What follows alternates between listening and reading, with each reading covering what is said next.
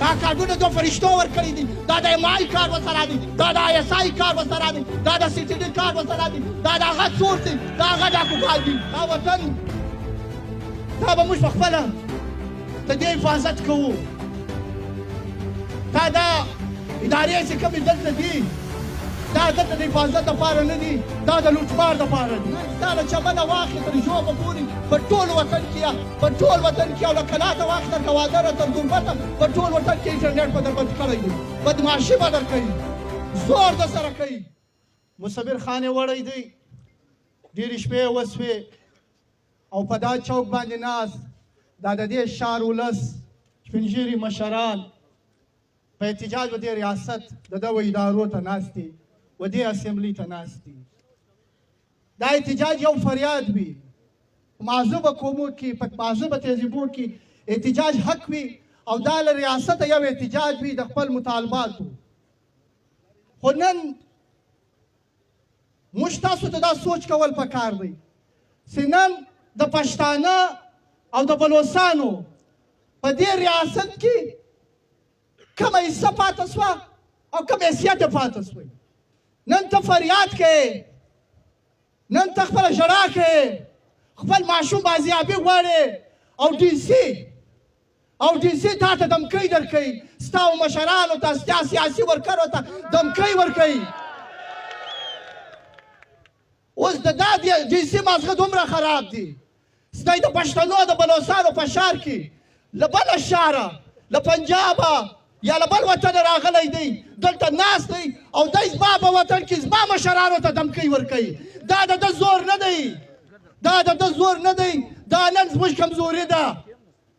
دا له هغه ورځې دا کمزوري شروع سوه چې دا زما وطن قبضه کوئ.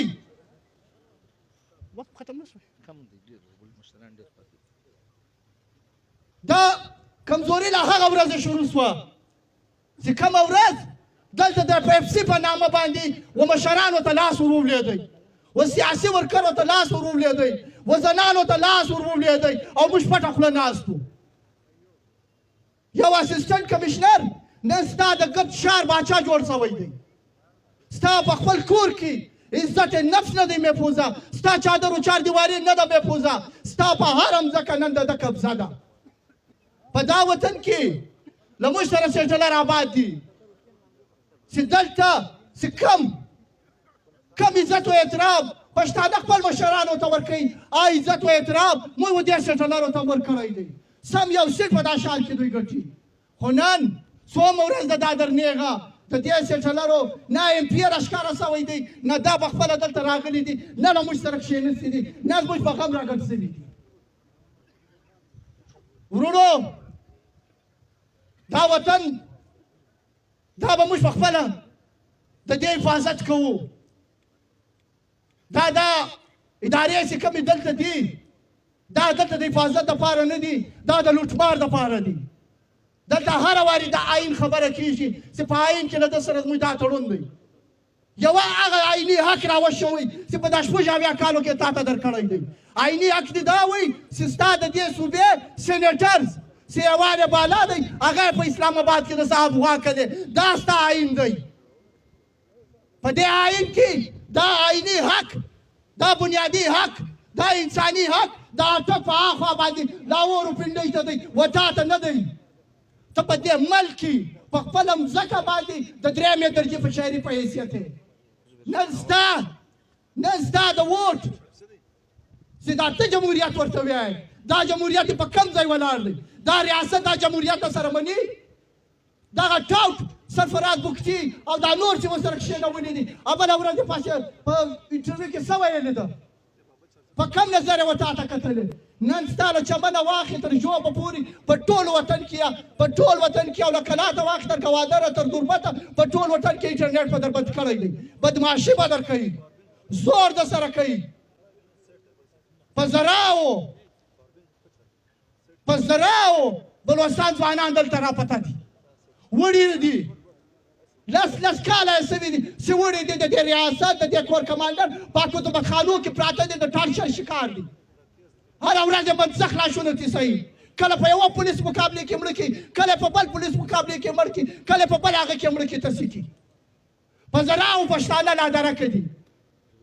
نن هم د محمد او د باجوړ مندې سیدي په خپله بچیو پسې بله غړو پښو پسې ګرځي د دوه په حکومتخانو کې پراته دي